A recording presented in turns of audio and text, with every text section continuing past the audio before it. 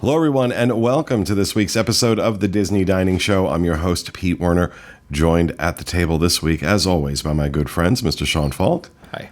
And Mr. Steve Porter. Hello.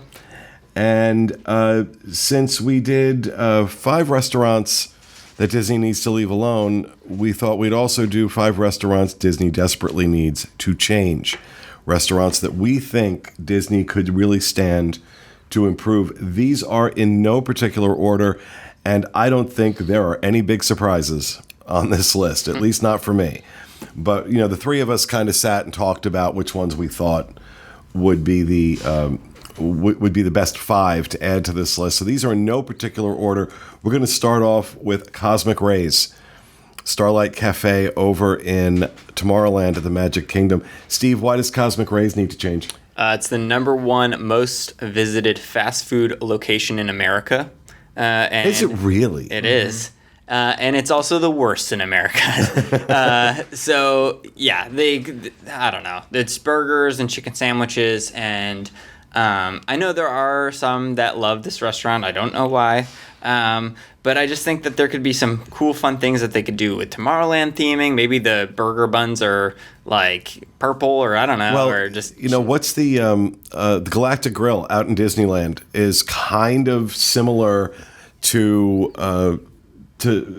Cosmic Rays in a way, and it's delicious and it's amazing. Yeah. So it's not that they can't; it's just that they won't. Mm-hmm. It's one of those things where we can effectively just put out crap, and people are going to buy it. So there's no reason for us to put any thought or effort into this. It's kind of how it comes across. Right. Yeah, no. I mean, Cosmic Rays, it's not somewhere I eat a lot. I don't mind to eat there, I guess.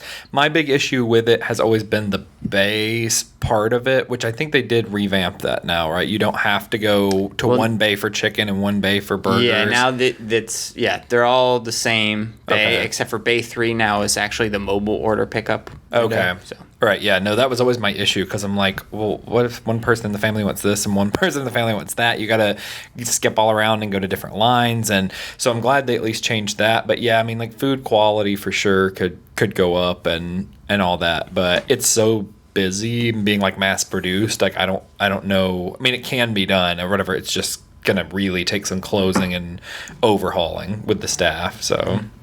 And, while we're on the topic of food quality, let's go on to the next item on our list, which is Hollywood and Vine, also known affectionately by many as Hollywood and Slime, which will tell you what people think about the food there, myself included, in that it's terrible. Character interaction is great. It's a great, it's mostly it's all character meals. They do different themes depending on the time of year, but generally speaking, you are paying an extraordinary amount of money for a character meet and greet and being served garbage food in the process. And I don't know too many people that, I love the food at Hollywood and Vine. They take a deep breath and go, yeah, the food, but my kids really love the characters. And I applaud that. I applaud that sentiment. I don't think your parents are wrong for doing that. I think the onus and the shame is on Disney for making them have to choose between the two when you're paying $50+ a person for a buffet. Mm-hmm. And, what I noticed was that they put out a lot of food. This buffet is huge, but it's all really low-grade stuff, as opposed to maybe fewer items that were higher quality. And they can do it. You're not going to tell me that Hollywood and Vine is busier necessarily than Crystal Palace. Mm-hmm. Over at the Magic Kingdom. And I'll tell you what, you give me a choice between a character dinner buffet at the Crystal Palace and a character dinner buffet at Hollywood and Vine, and it is no contest. The last time when we were at, a couple months ago, we were over at Crystal Palace. Palace. It was fantastic. The food was really good. So it can be done. It's just one of those things. Why isn't it? It's not like Disney doesn't know this. It's not like Disney doesn't know Hollywood and Vine is pretty much reviled. They just, the only excuse I can come up with, they don't care. They don't give a damn. And while we're on the topic of don't give a damn, because I'm going to keep finding ways to segue, Electric Umbrella. over at Epcot. What the hell's going on with that place? For years, this place is like, ugh. Nobody's like, oh my God, I love Electric Umbrella. Well, and also the theming in there hasn't changed. Like, it's one of those Disney can't keep up with the future theming because it looks like 1982 in there. I don't think that there's been a refurbishment of this place since it's open. I could be wrong. Well, again, it's almost a testament to everything that's wrong with Epcot right now. That it's just, it's in desperate need of updating, which is why, at D23, they pretty much announced like they were leveling Future World and redoing it. Yeah. And so, but again, it's that, okay, theming, sure, but the food. Food is horrible. Why? Yeah. It's not like you guys don't know how to do good quick service. You do. You absolutely know how to do it. And if you've forgotten, hop on a plane, go out to Los Angeles, go down to Disneyland, and go get the recipes from them because they're doing it great out there. Now, there was a time that Disneyland, the fast food was horrible. And I'm only going back 5 or 6 years now.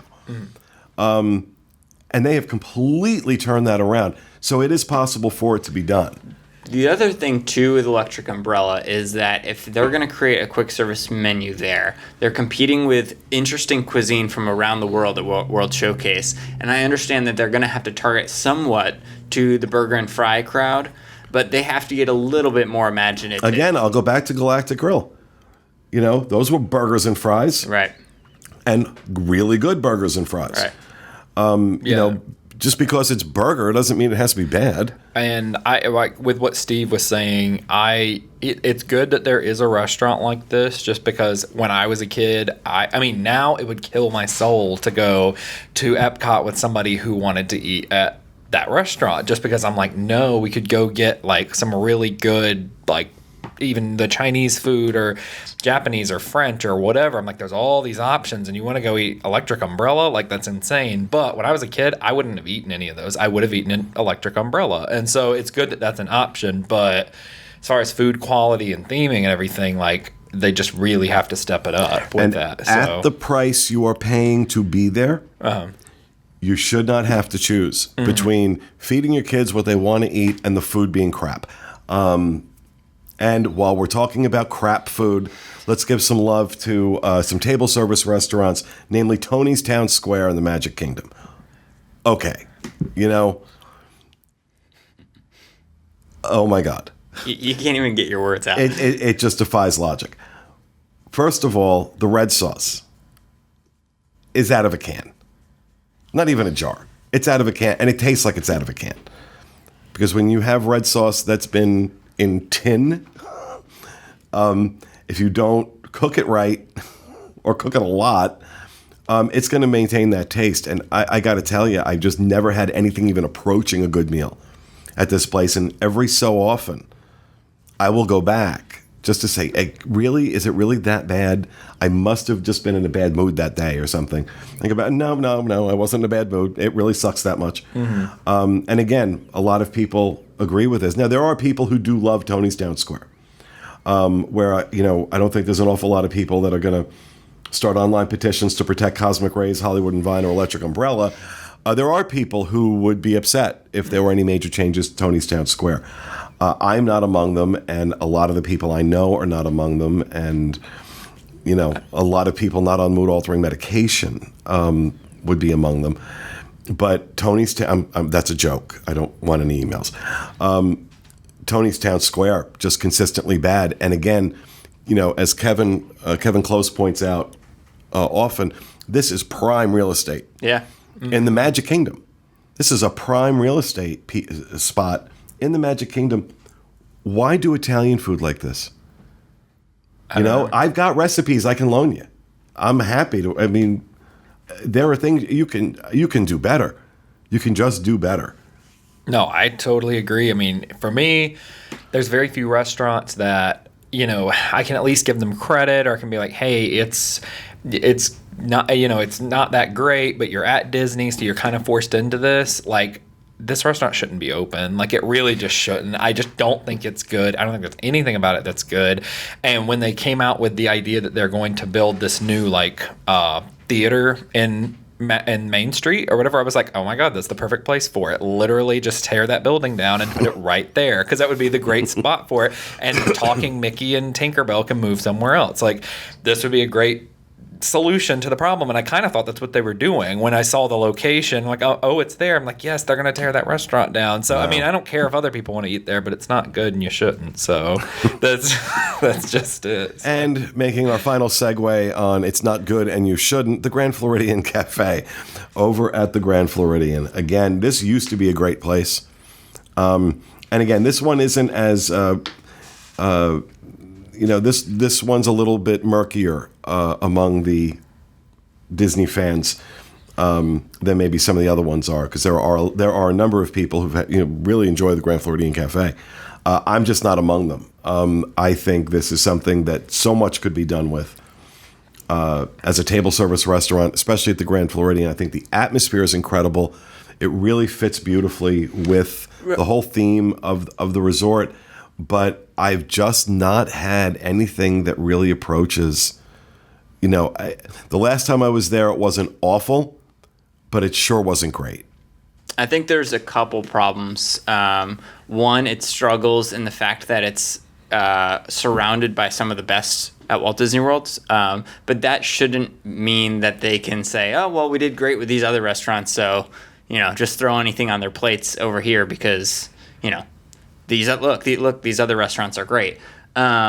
I think that this is also a really cavernous restaurant, and I always notice that I can hear like 5 different conversations going on. I think that they need to totally revamp the menu, but also revamp the inside so that it's not just like one long hallway, because I hate that about this restaurant as well. So, yeah, I'm not a big fan. Yeah, I mean, I think one of the big things is that I think people sometimes enjoy it more so because it's in the Grand Floridian, and there's more of like a thing with that, like, oh, I'm eating at the Grand Floridian. More, I think if that same restaurant were at one of the All-Star resorts, I don't think people would go out of their way to go to that restaurant. Like, it's just, I don't think it's that good of a quality of restaurant. And I mean, to me, it's like on the same level as like the Wave, kind of, which that should have been on the list too, actually. I just thought of that. Yeah, the Wave. No, the Wave recently changed their menu and they have a new chef. Oh, really? Okay, well, it might be worth checking out, but I would have put the Wave on that list too. I just remembered that. I was like, oh my God, yeah, they need to change. But they just totally changed the Wave. But I've actually been there recently. It's much better than it used to be. Oh, good. Okay. Yeah. All right, so there you have it.